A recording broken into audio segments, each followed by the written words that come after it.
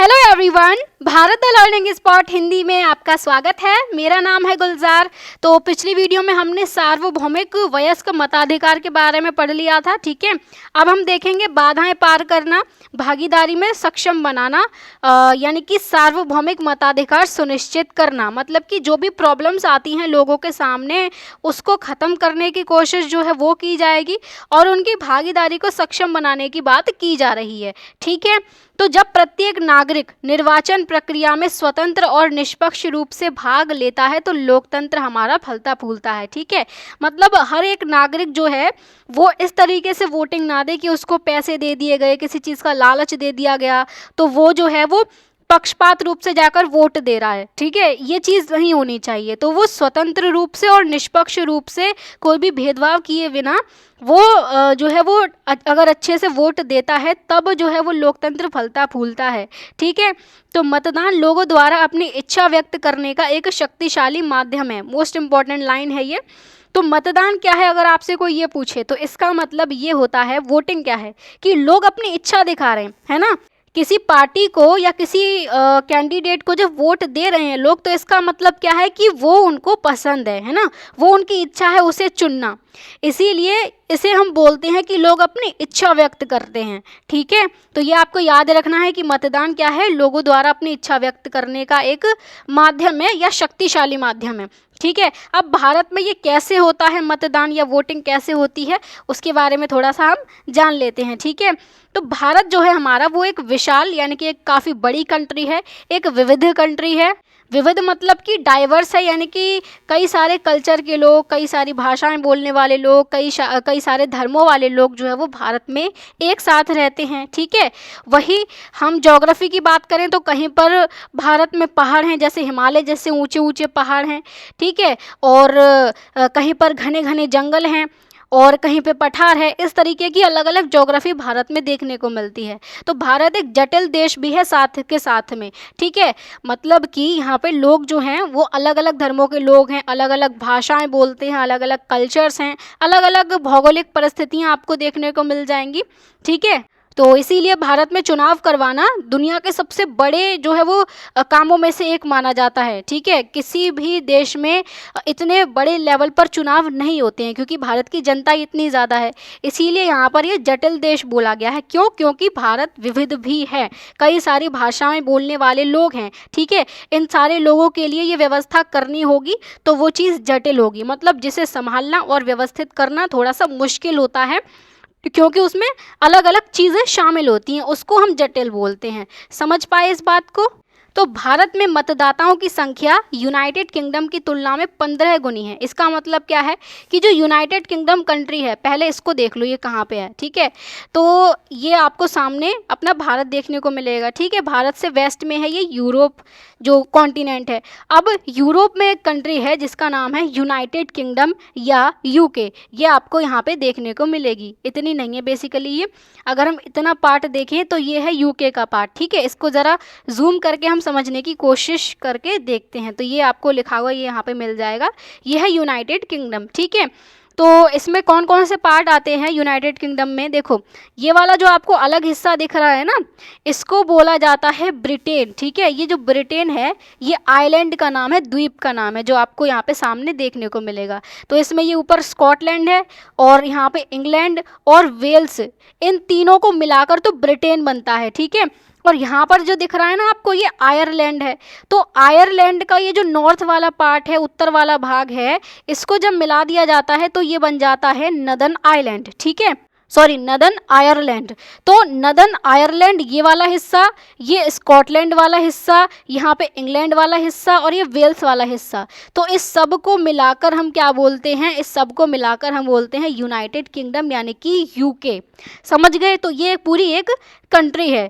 तो ये जो कंट्री है यहाँ पे इस मैप में आपको देखने को मिलेगी, इसका 15 गुना वोटर्स भारत में प्रेजेंट हैं, ठीक है। ये यहाँ पे बात कही जा रही है। मतलब कि अगर यूनाइटेड किंगडम में 100 वोटर्स हैं फॉर एग्जांपल, तो इसका 15 गुना भारत में होंगे यानी कि 1500, ठीक है। तो ये लेवल लगा लो कि भारत में कितनी ज़्यादा जनसंख्या है। और क्षेत्रफल की दृष्टि से बात करें, यानी कि जो एरिया है, कितने एरिया में फैला हुआ है भारत या कोई और देश, तो भारत फ्रांस की तुलना में 6 गुना बड़ा है, ठीक है। ये फ्रांस कहाँ पे है, तो फ्रांस भी आपको यूरोप में ही देखने को मिलेगा। ये वाली जो कंट्री है ये है फ्रांस, ठीक है। अब ये जो फ्रांस है इसका 6 गुना एरिया, ठीक है, ये जो भारत आपको ये फैला हुआ दिख रहा है इतने एरिया में, ये इसका क्षेत्रफल होता है।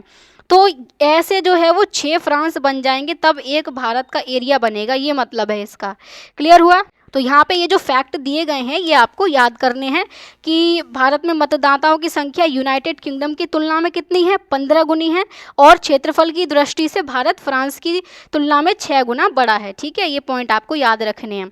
फिर भारत में भौगोलिक विविधता भी एक चुनौती है, मतलब कि जो कहीं पे पहाड़ मिल रहे हैं, कहीं पर रेगिस्तान है, कहीं नदियां हैं, कहीं घने घने जंगल हैं, कहीं पठार है, कहीं पर समुद्र तट है, कहीं मैदान है, ठीक है। तो ये सब भौगोलिक विविधता है भारत की, तो वो भी एक चुनौती रह जाती है भारत के लिए, ठीक है। तो ये चुनौती जब रहती है तो इस प्रकार इस जटिलता को ध्यान में रखते हुए भारत में चुनाव की व्यवस्था आवश्यक है। मतलब एक तो भारत में वोटर्स भी ज़्यादा हैं, दूसरी बात भारत जो है वो क्षेत्रफल की दृष्टि से भी काफ़ी बड़ा है, ठीक है, एरिया की दृष्टि से काफ़ी बड़ा है, और तीसरी बात यहाँ की जो ज्योग्राफी है वो भी अलग अलग है, जहाँ तक जो है वो सुविधाएं पहुँचाना मुश्किल होता है। तो ये पूरी की पूरी जटिलता है। इन्हीं सारी चीज़ों को ध्यान में रखते हुए भारत में चुनाव की व्यवस्था ज़रूरी हो जाती है, ठीक। तो भारत निर्वाचन आयोग, जिसको हम ECI बोलते हैं, यानी कि इलेक्शन कमीशन ऑफ इंडिया, ये इसकी फुल फॉर्म होती है, ठीक है। तो इलेक्शन कमीशन ऑफ इंडिया, निर्वाचन यानी कि इलेक्शन, आयोग यानी कि कमीशन, और भारत यानी कि इंडिया, इस तरीके से इसको हम इंग्लिश में इलेक्शन कमीशन ऑफ इंडिया बोलते हैं। क्लियर हुआ। तो देश में ये चुनाव आयोजित करवाती है हमारी ECI यानी कि भारत निर्वाचन आयोग। तो हम इस अध्याय में, इस चैप्टर में ECI के कार्यों के बारे में अधिक जानेंगे। ECI ने मताधिकार संबंधी बाधाएं हटाने और प्रत्येक मतदाता की भागीदारी सुनिश्चित करने के लिए काफ़ी सारे उपाय किए, काफ़ी सारे कदम उठाए, ठीक है।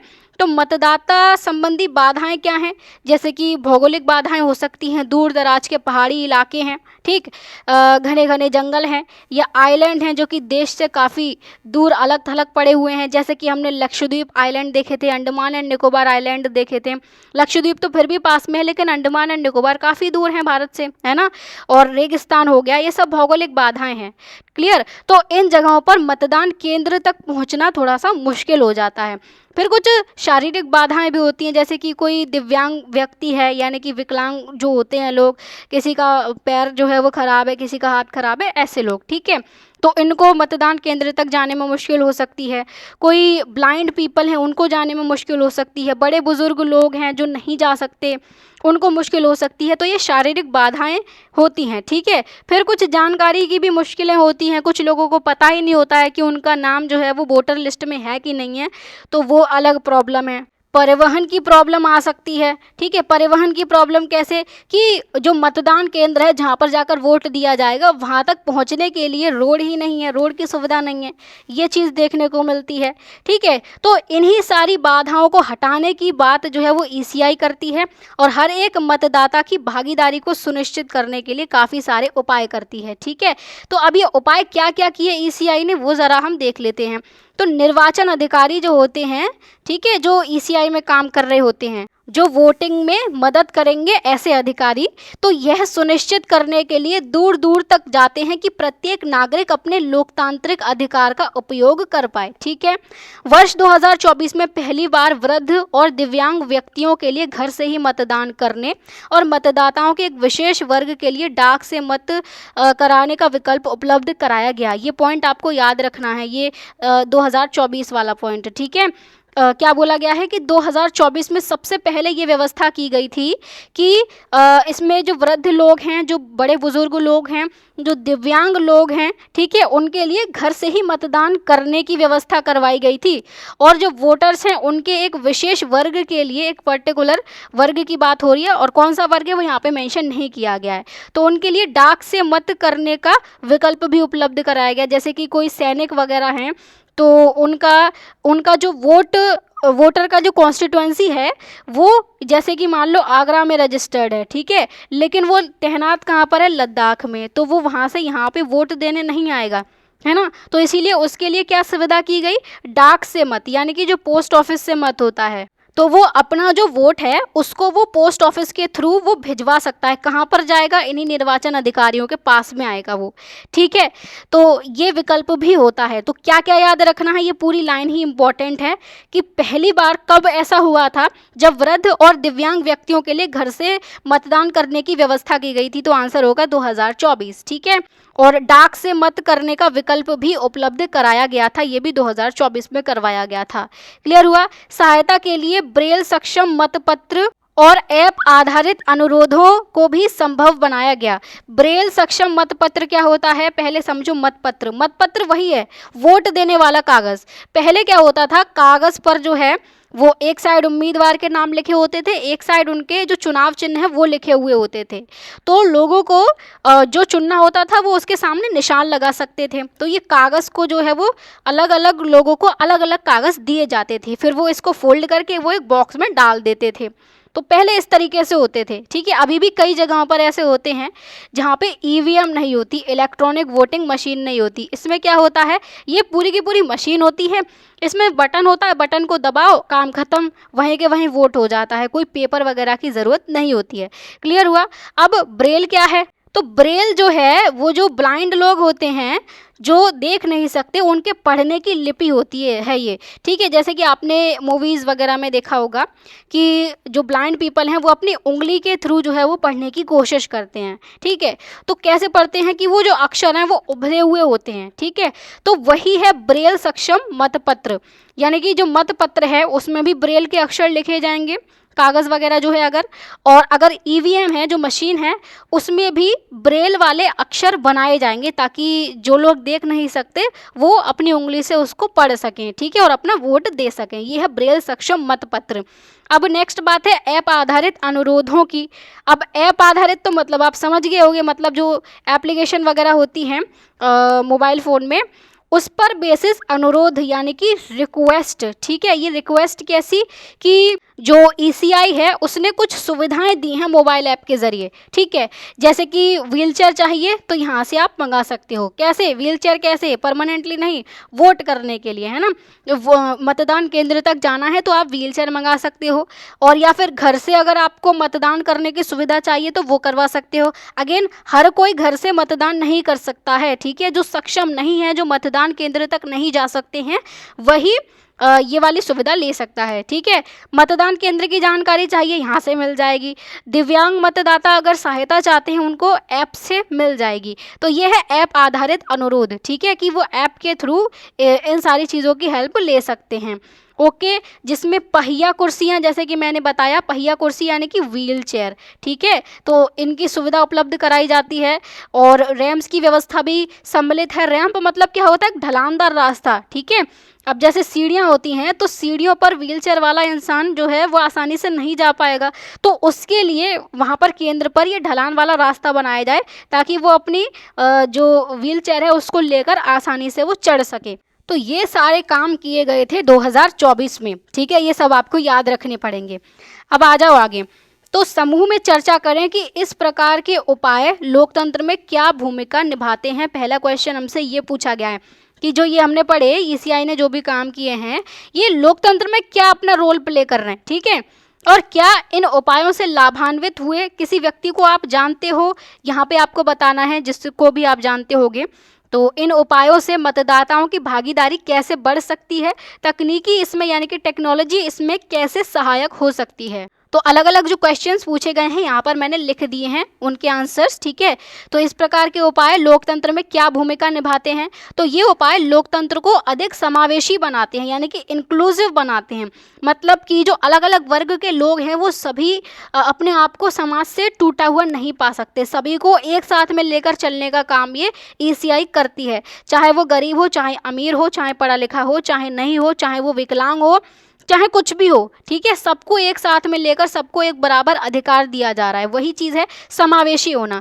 तो ये समावेशी, निष्पक्ष और मजबूत बनाते हैं ये सारे के सारे जो उपाय हैं, ठीक है। इससे हर नागरिक को मतदान का अवसर मिलता है और कोई भी व्यक्ति अपने अधिकार से वंचित नहीं रहता, ठीक है, क्योंकि विकलांग व्यक्ति भी जो है वो वोट दे सकता है।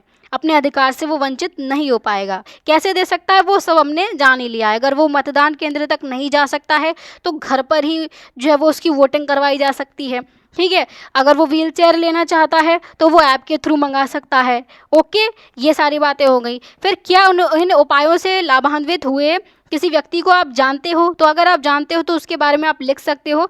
मैंने एक एग्जाम्पल के लिए यहाँ पे ये डाल दिया है कि अगर आप जानते हो तो इस तरीके से लिख सकते हो कि हाँ, मेरे क्षेत्र में कुछ बुजुर्ग और दिव्यांग मतदाताओं को घर से मतदान और व्हीलचेयर जैसी सुविधाओं का लाभ मिला। अगर आप जानते हो तो लिखना ये, ठीक है, जिससे वे आसानी से मतदान कर सकें। आपसे ये क्वेश्चन एग्जाम में बन भी सकता है, डायरेक्टली सेम टू सेम उठाकर दे दिया जाए कि ये उपाय लोकतंत्र में क्या भूमिका निभाते हैं, क्या आप किसी को जानते हो, मतदाताओं की भागीदारी कैसे बढ़ सकती है, ये सब हो सकता है पूछा जाए। इसीलिए मैं एक यहाँ पे सैम्पल आंसर आपको दे रही हूँ, ठीक है। अगर किसी को नहीं जानते हो तो लिख सकते हो कि मैं व्यक्तिगत रूप से किसी को नहीं जानता, लेकिन समाचारों में ऐसे यानी कि न्यूज़ में ऐसे कई सारे उदाहरण देखे हैं, ठीक है। नहीं भी देखे हों तब आप ये लाइन मत लिखना। क्लियर हुआ? आगे चलते हैं। इन उपायों से मतदाताओं की भागीदारी कैसे बढ़ सकती है? तो इन सुविधाओं से जो बुजुर्ग हैं, दिव्यांग हैं या दूर दराज क्षेत्रों में रहने वाले लोग हैं, ठीक है, तथा अन्य कठिनाइयों का सामना करने वाले लोग भी मतदान कर सकते हैं। चाहे कैसा भी इंसान हो, चाहे उसके सामने कोई सी भी मुश्किल हो, वो हर एक इंसान वोट कर सकता है। इससे मतदान प्रतिशत और नागरिक भागीदारी दोनों बढ़ते हैं ना, वोटिंग का परसेंट भी बढ़ेगा और जो नागरिक हैं भारत के उनकी भी भागीदारी बढ़ पाएगी। क्लियर हुआ? तकनीक यानी कि टेक्नोलॉजी इसमें कैसे सहायक हो सकती है? तो तकनीक के माध्यम से मतदाता सूची की जानकारी आसानी से मिल सकती है, ठीक है। मतदाता सूची जो वोटर लिस्ट होती है उसकी जानकारी मिल सकती है। मतदान केंद्र का पता लगाया जा सकता है कि कहाँ पे है, क्योंकि टेक्नोलॉजी मतलब हमारे पास मोबाइल फ़ोन है, गूगल मैप है, सारी की सारी चीज़ें हैं आज के समय पर हमारे पास में, ठीक है। मोबाइल ऐप से सहायता प्राप्त की जा सकती है। दिव्यांग मतदाताओं के लिए विशेष सुविधाएं उपलब्ध कराई जा सकती हैं। चुनाव प्रक्रिया अधिक तेज और व्यवस्थित बनती है टेक्नोलॉजी की मदद से। क्लियर हुआ? तो ये सारे पॉइंट्स हुए इस क्वेश्चन के आंसर्स। अब अगर आपके पास में इंटरनेट है तो ईसीआई की वेबसाइट, जो ये वाली वेबसाइट है, इसको देखें। ईसीआई द्वारा दिव्यांगों के मताधिकार में सहायता के जो विभिन्न उपाय किए गए हैं उन्हें पढ़ें और उनकी पहचान करें कि क्या क्या उपाय किए हैं ईसीआई ने। तो आप चेक कर सकते हो इसको, ठीक है, इस वेबसाइट पर जाकर, जो कि इस तरीके से यहाँ पे आपको देखने को मिलेगी। PWD यहाँ पर लिखा हुआ आएगा। बाकी इससे एग्ज़ाम में कुछ भी आने की पॉसिबिलिटी नहीं है, ना के बराबर है, ठीक है। आप चाहो तो देख सकती हो कि क्या क्या काम किए हैं ईसीआई ने। बाकी अब आगे बढ़ते हैं और यहाँ पे एक फ़ोटो आपको दी गई है। ये क्या है? भारत की निर्वाचन प्रणाली प्रत्येक नागरिक को मताधिकार में सक्षम बनाने का प्रयास करती है।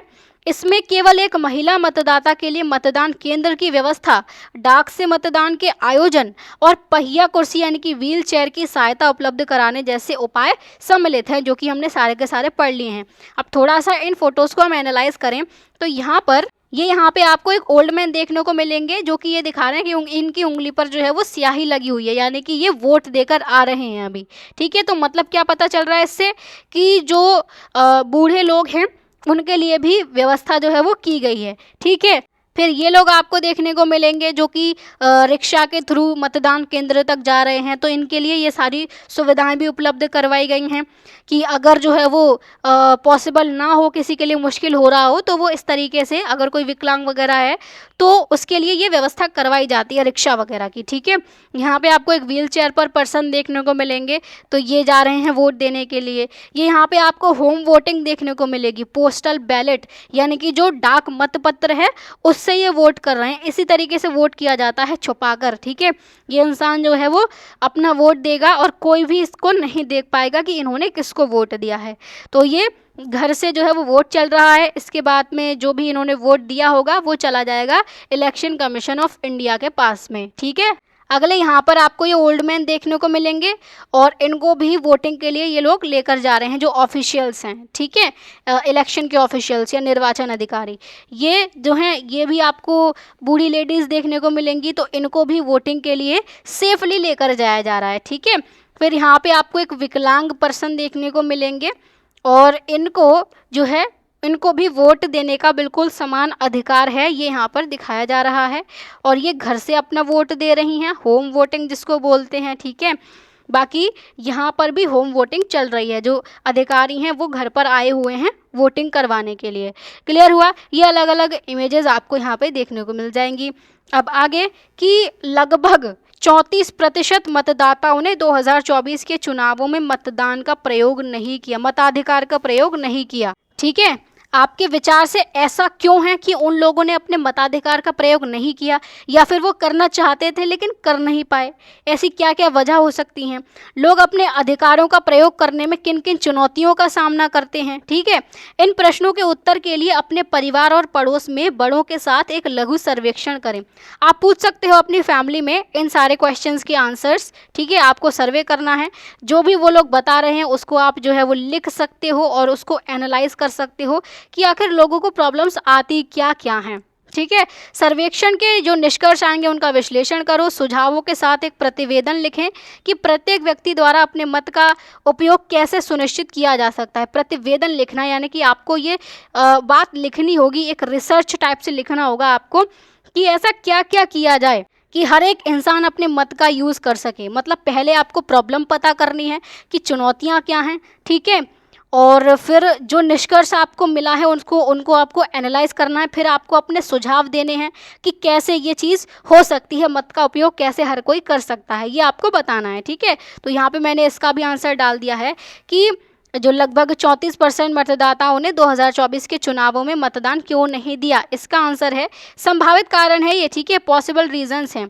तो मतलब ज़्यादा जनरलाइज्ड रीजंस जो सभी पर हो सकता है लागू हो, बाकी इनके अलावा भी कई सारे हो सकते हैं। तो कुछ लोग मतदान के दिन अपने घर या शहर से बाहर थे, ये वजह हो सकती है, बिल्कुल हो सकती है कि जब वोटिंग चल रही थी उस दिन लोग अपने घर पर या अपने शहर में थे ही नहीं, तो फिर वो वोट कैसे करते, है ना। वो कहीं और दूसरे निर्वाचन क्षेत्र में तो वोट कर नहीं सकते हैं, क्योंकि जहाँ पर रजिस्टर्ड है वहीं पर वो वोट कर पाएंगे।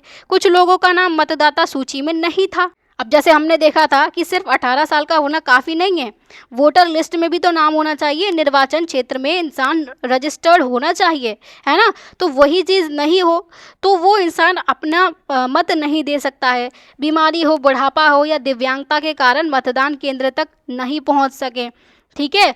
अब नहीं पहुंच सके तो ये भी हो सकता है कि वहाँ पर जो है वो ज़्यादा सुविधाएं उपलब्ध ना हो, या इन लोगों को ये ना पता हो कि घर से भी अब ये सुविधाएं जो है वो उपलब्ध करवाई जा सकती हैं। तो ये वजह हो सकती है। मतदान के महत्व के प्रति जागरूकता की कमी, ये काफ़ी इम्पोर्टेंट पॉइंट है कि कई लोग ये समझ ही नहीं पाते हैं कि उनके वोट की क्या इंपॉर्टेंस है, एक एक वोट की, ठीक है। तो वो ये सोचते हैं कि यार मेरे एक वोट देने से हो ही क्या जाएगा। तो ये सभी लोग अगर सोचें तो ऐसे ही करके 34% वोटर्स ने वोट ही नहीं दिया, ठीक है। फिर लंबी कतारें यानी कि जो लंबी लाइंस लगती हैं, असुविधाएं होती हैं, प्रॉब्लम्स होती हैं, उनसे बचना चाहते हैं, इसीलिए भी नहीं जाते हैं। कुछ लोगों को लगता है कि उनके एक वोट से कोई फ़र्क नहीं पड़ेगा। परिवहन या दूरी की समस्या हो सकती है कि मतदान केंद्र काफ़ी दूर है या परिवहन नहीं है, मतलब कोई ऐसी किराए की व्यवस्था नहीं है, कोई रिक्शा वगैरह नहीं मिल रहा है, या फिर रोड वगैरह अच्छी तरीके से नहीं बने हुए हैं कि वहाँ तक जाया जाए। तो ये सारी प्रॉब्लम्स हो सकती हैं जिनकी वजह से लोग अपने वोट के अधिकार का प्रयोग नहीं कर पा रहे। तो वो लोग किन चुनौतियों का सामना कर रहे हैं ये अब हमें बताना होगा, ठीक है। तो चुनौतियां क्या क्या हो सकती हैं कि मतदान केंद्र दूर हो इसीलिए नहीं जा सकते, पहचान पत्र या दस्तावेज़ों की समस्या हो, दस्तावेज़ मतलब डॉक्यूमेंट्स जो पेपर्स वगैरह होते हैं, या फिर किसी की वोटर आईडी नहीं बनी हुई हो, ठीक है। आप देखना, अब देखना आप आपके पेरेंट्स वगैरह की वोटर आईडी होगी, उसको आप देखना, ठीक है। अच्छे से उसको ऑब्जर्व करना कि उसमें क्या क्या चीज़ें लिखी हुई हैं और किस तरीके से उसका इस्तेमाल किया जाता है, ये भी आप अपने पेरेंट्स से पूछ सकते हो, ठीक है। और वोट जहाँ पर वोट दिया जाता है वहाँ पर किस तरीके से वोट दिया जा रहा है, क्या क्या प्रोसेस होता है, वो भी आप पूछना, ठीक है। इससे आपको और ज़्यादा अच्छे से क्लियर होगा। तो नाम मतदाता सूची में ना होना, वही बात कि अगर वोटर लिस्ट में ही नाम नहीं होगा तो फिर इंसान वोट दे ही नहीं सकता है, ओके। तो स्वास्थ्य संबंधी कठिनाइयां हैं, जानकारी का अभाव है, काम या नौकरी की व्यस्तता, मतलब जो हमने यहाँ पर रीज़न बताए थे ना उन्हीं को ही हमने शॉर्ट में यहाँ पर लिख दिया है, क्योंकि हम यहाँ पे क्यों का ही जवाब दे रहे हैं, ठीक है, कि क्यों नहीं उपयोग किया लोगों ने। तो वही चीज़ तो उनकी चुनौतियों में भी आएगी। क्लियर हुआ? तो ये तो कुछ कुछ सेम हो गए। फिर प्रत्येक व्यक्ति द्वारा मतदान सुनिश्चित करने के सुझाव क्या हैं कि हर एक इंसान अपने मतदान का उपयोग कर सके। तो मतदाता सूची में नाम पहले से जांचें, ठीक है। अब ये जो प्रॉब्लम्स थी, जो चुनौतियां थी, उन्हीं का सॉल्यूशन दे दो तो वही चीज़ आंसर हो जाएगी। मतदान के महत्व के बारे में हमें जागरूकता बढ़ानी होगी, ठीक है, कैंपेन्स वगैरह चला के। बुजुर्गों और दिव्यांगों को सहायता दें, मतदान केंद्र तक परिवहन सुविधा उपलब्ध कराएं, चुनाव आयोग की विशेष सुविधाओं का लाभ उठाएं, लोगों को बताएं उसके बारे में, युवाओं को मतदान के लिए प्रेरित करें। तो ये सारे इंपॉर्टेंट पॉइंट्स हो सकते हैं। तो यहाँ पे आपके इस क्वेश्चन का भी आपको आंसर मिल गया, ठीक है।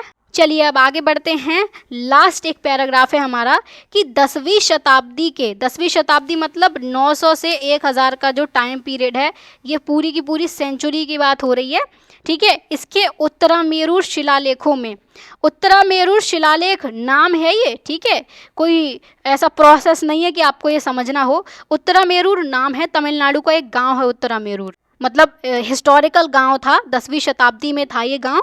तो वहाँ पर मिला है शिलालेख, मतलब स्टोन पर लिखी हुई कोई चीज़ मिली है, जैसे कि ये आपको देखने को मिलेगी, ये है उत्तरामेरूर शिलालेख, ठीक है, पत्थर पर जो है वो कुछ लिखा हुआ है। क्लियर हुआ? तो इसमें प्रतिनिधियों के चयन के लिए एक पारदर्शी प्रक्रिया का विवरण मिलता है, इस शिलालेख में मिलता है। ये पॉइंट आपको याद रखना है, ठीक है। उत्तरामेरूर शिलालेख में क्या लिखा हुआ है, तो प्रतिनिधियों के चयन के लिए, ठीक है, मतलब जो वोटिंग होती है ना, वोट करके चूज़ किया जाता है प्रतिनिधि को, उसके लिए एक पारदर्शी प्रक्रिया यहाँ पर बताई गई है। पारदर्शी मतलब ऐसी प्रक्रिया जो सभी के सामने हो, जिसमें सब कुछ खुले तरीके से हो, निष्पक्ष तरीके से हो, ठीक है, कुछ भी छुपा कर ना किया गया हो, तो ऐसी प्रक्रिया है। इसमें क्या बोला गया है कि ताड़पत्रों पर प्रत्याशियों के नाम लिखकर उन्हें एक पात्र में डाला जाता था। ताड़पत्र क्या होते हैं भाई? ये ताड़पत्र होते हैं पाम लीव्स, ठीक है। ये पाम लीव जो होती हैं, इन पर पुराने समय में ना हाथों से लिखा जाता था, जिनको हम मैन्युस्क्रिप्ट बोलते हैं, ये आपको देखने को मिलेगी। ये पाम लीव्स हैं, ताड़ के पत्र हैं, ठीक है, उनको प्रोसेस वगैरह करके, उबाल कर, और जो भी प्रोसेस होता है उसके थ्रू इनको गुजारा जाता है, उसके बाद में इन पर लिखा जाता है। तो इस तरीके से ये हाथों से लिखा जाने वाला काम होता है। तो ऐसे ही ताड़पत्रों पर प्रत्याशियों के, मतलब जो कैंडिडेट खड़े हुए हैं जिनको चुना जाएगा, ठीक है, और उनके नाम लिखे गए हैं, ठीक है। जैसे मान लो ये ABCD, ये 4 लोग चुनाव में खड़े हुए हैं, इनका नाम लिखा गया इन पाम लीव्स पर, ठीक है। अब नाम लिखकर इनको फोल्ड कर कर इनको डाल दिया जाएगा एक पात्र में, एक पॉट में, एक बर्तन में डाल दिया जाएगा। अब उसके बाद में ये कर दिया जाएगा सील बंद, मतलब कि जैसे कफ सिरप वगैरह आती है या कोई बॉटल आती है, पानी की बॉटल आती है, तो उस पर सील लगी हुई होती है, जिससे हमें ये पता चलता है कि वो यूज्ड नहीं है। वैसे ही यहाँ पर भी सील लगा दी जाती है, ताकि कोई भी उसके साथ में छेड़छाड़ ना कर सके, छेड़छाड़ करे तो पता लग जाएगी, ठीक है। तो चयन के दिन क्या होता है, अब देखो पॉट जो है उसको सील बंद करके रख दिया, ये हमारा डिब्बा है, ठीक है, इसमें सारे के सारे कैंडिडेट्स के नाम थे, ये अब सील बंद है, इसको अब कोई खोल नहीं सकता है। अब आया चुनाव का दिन, तो चुनाव के दिन इस डिब्बे को सबके सामने खोला जाएगा, ठीक है, वो सील तोड़ी जाएगी, सबके सामने उसको खोला जाएगा, और कोई बालक, मतलब एक बच्चे को बुलाया जाता था, वो एक एक करके ताड़पत्रों को बाहर निकालता था, ठीक है। बच्चे को इसीलिए यहाँ पर बोला जा रहा है क्योंकि जो बच्चा है ना, वो निष्पक्षता के साथ में सारे के सारे पत्तों को निकालेगा, ठीक है, इसीलिए यहाँ पे बच्चे को बुलाया जाता है, वो एक एक करके इन ताड़पत्रों को बाहर निकालता है, ठीक है। अब फॉर एग्जांपल 2 ही सीट थी, 2 ही लोगों को चुना जाना था, लेकिन यहाँ पे नाम 4 के हैं, तो उसने पहले एक ताड़पत्र निकाला, ठीक है, उसमें नाम आया फॉर एग्जांपल B का, तो B सिलेक्ट हो जाएगा। फिर उसने एक और ताड़पत्र निकाला, उसमें नाम आया D का, तो D सिलेक्ट हो जाएगा। बाकी के A और जो C बच गए ये सिलेक्ट नहीं होंगे, समझ गए। तो जितने लोगों को चुना जाएगा बस उतने ही पर्चियां निकाली जाएंगी। सारी की सारी पर्चियां निकालने के बाद कोई सम्मानित व्यक्ति अपने खाली हाथ दिखाएगा। पहले तो लोगों को खाली हाथ क्यों दिखाएगा, क्योंकि वो ये बताना चाहता है कि उसके हाथ में पहले से कोई ताड़पत्र वगैरह नहीं है, ताकि कोई चीटिंग ना हो। तो लोगों को उसने अपने खाली हाथ खोल के दिखा दिए। अब जो चयनित प्रत्याशी हैं और उनके नाम वो पढ़ेगा, मतलब ये जो बच्चे ने निकाले थे उनको खोलेगा, उनका नाम वो सबके सामने पढ़ेगा कि कौन कौन चुना गया है। ये पूरा का पूरा प्रोसेस होता था। तो ये 10वीं शताब्दी की बात है, ठीक है, लगभग 1000 साल पहले की बात है। तो ये क्या है, ये हमारे प्राचीन परंपरा में, भारत की प्राचीन परंपरा में यहाँ पे आपको लोकतंत्र की एक झलक देखने को मिल रही है कि प्रतिनिधियों का चुनाव किया जा रहा है, कोई अपनी मर्जी से शासन नहीं कर रहा है यहाँ पे। तो इसी वजह से यही चीज़ हमने एक लाइन पढ़ी थी कि हमारी प्राचीन परंपराओं में निहित लोकतांत्रिक मूल्य हैं, और इसी वजह से जो संविधान निर्माता थे उन्होंने शुरू से ही भारतीयों को मताधिकार दिया, हर एक को मताधिकार दिया, ठीक है, क्योंकि ये हमारे लिए कोई नई व्यवस्था नहीं थी। वो अलग बात है कि डेमोक्रेसी का आज एक मॉडर्न रूप अलग है, ठीक है। तो यही सारी बातें हैं। यहाँ पे आपने उत्तरामेरूर शिलालेख देखी, इसमें क्या लिखा हुआ है ये पूरा प्रोसेस आपको याद रखना है, ठीक है, काफ़ी इम्पोर्टेंट है ये। बाकी ईसीआई ने क्या क्या उपाय किए हैं हर एक का मताधिकार का उपयोग निश्चित करवाने के लिए, वो भी आपको याद रखना होगा, ठीक है। अब नेक्स्ट हमारे सामने एक प्रैक्टिकल एग्जाम्पल है जो है कक्षा प्रतिनिधि का चुनाव, कक्षा 8 सूर्योदय विद्यालय, ठीक है। इस केस स्टडी को हम नेक्स्ट वीडियो में पढ़ेंगे कि यहाँ पे चुनाव कैसे हो रहा है। यहाँ पे आपको छोटे लेवल से समझाया जाएगा कि क्लास में किस तरीके से ये हो रहा है, वही चीज़ पूरे देश के लेवल पे होती है एक बड़े लेवल पर, ठीक है। क्लियर हुआ। बाकी वीडियो अगर आपको अच्छी लगी है तो वीडियो पर जो लाइक का बटन है उसको आप प्रेस कर सकते हो, वीडियो को शेयर कर सकते हो एंड कॉमेंट कर सकते हो, एंड चैनल को भी सब्सक्राइब करके रख सकते हो, ठीक है। तो चलिए फिर मिलते हैं अगली वीडियो में, तब तक के लिए bye bye, take care and keep learning.